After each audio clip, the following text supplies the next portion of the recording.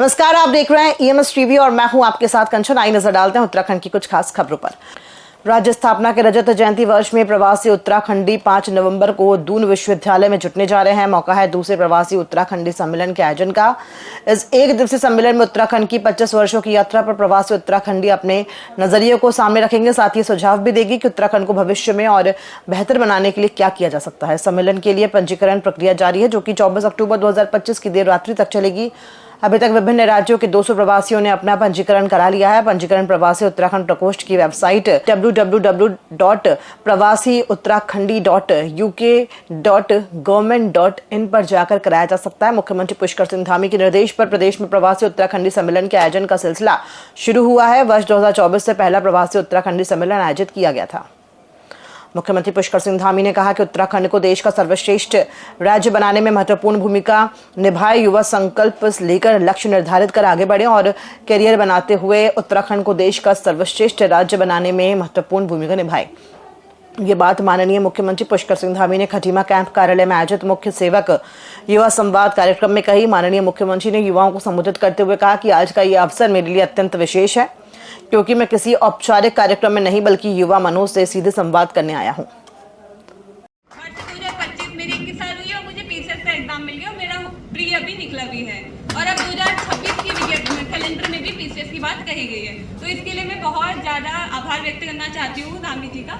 और मैं चाहती हूँ कि आप आज युवाओं में अपने विचार रखें और हमारा प्रयास हो कि युवाओं को हर संभव वो अवसर प्रदान किए जाए, वो अवसर दिए जाए, जिससे कि जीवन में जो चुनौतियाँ हैं वो चुनौतियाँ उनके अवसर में लगे।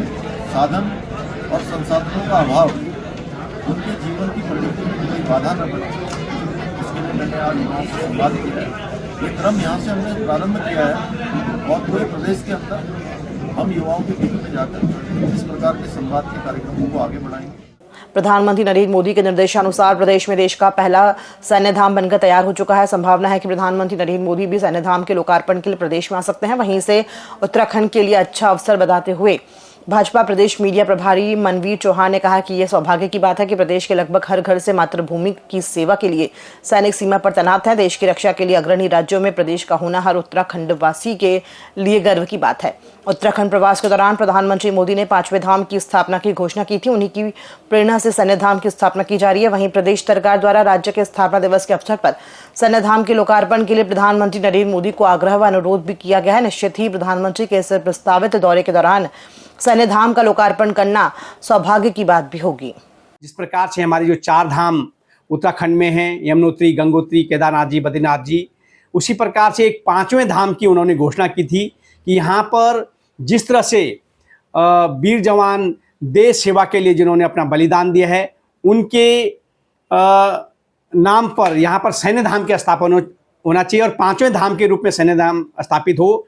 उनकी प्रेरणा से हमारे उत्तराखंड सरकार के द्वारा यहाँ 5वें धाम सैन्य धाम की स्थापना की गई है और राज्य स्थापना की 25वीं वर्षगांठ पर आदरणीय प्रधानमंत्री जी से सरकार के द्वारा अनुरोध किया गया है कि उसका वो लोकार्पण करेंगे। और अभी आदरणीय प्रधानमंत्री जी का प्रस्तावित ये दौरा है और ये सौभाग्य होगा हमारे हर एक उत्तराखंडी का।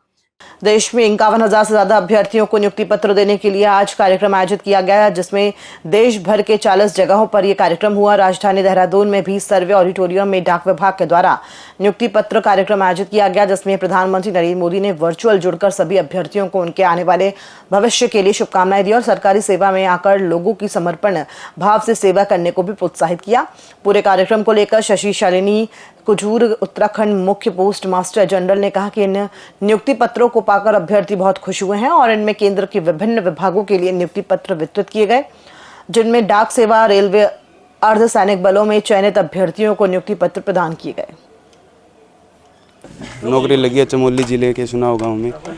उधर मेरा बीपीएम की उस पर नियुक्ति हुई है, तो वहाँ पे एरिया भी काफ़ी अच्छा है, लोग भी काफ़ी अच्छे हैं और नौकरी से भी खुश हूँ मैं। मेरा नाम हिमांशी कोठियाल है और मेरा एसएससी सीपीओ के through as a sub inspector CRPF में सिलेक्शन हुआ है।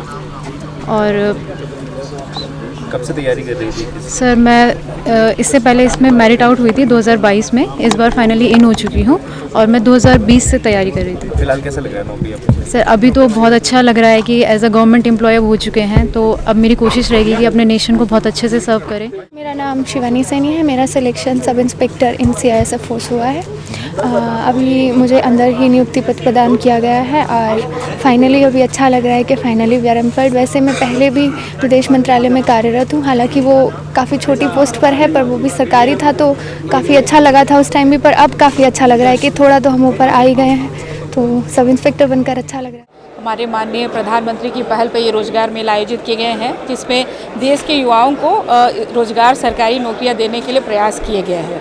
तो आज यहाँ उत्तराखंड में डाक विभाग को ये जिम्मेदारी दी गई थी और जिसके जरिए आज हमने 200 नियुक्ति पत्र वितरित किए हैं, जिसमें पोस्टल, डाक विभाग, रेलवे, सशस्त्र बल के लोग हैं, हमारे NHDC के लोग हैं, सारे लोगों को, कर्मचारियों को हमने नियुक्ति पत्र दिए हैं।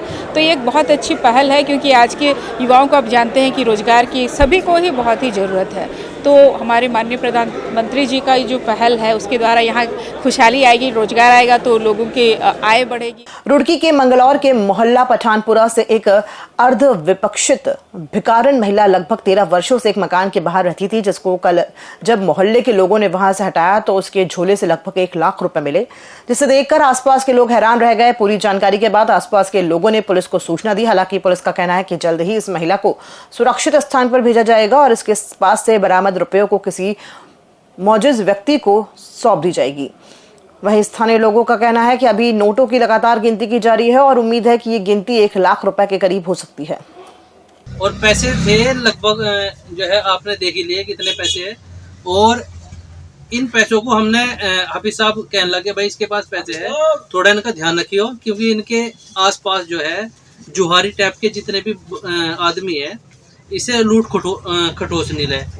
मैंने कहा चलो ही ठीक है। तो कल हम इस चीज़ को जो है नज़र में रखते हुए उसके बाद में फिर 4-5 बजे हमने 5-7 आदमी इकट्ठे हो गए, इससे पैसे लिए। लेने के बाद में अब इनको गिने जा रहे कितने हैं।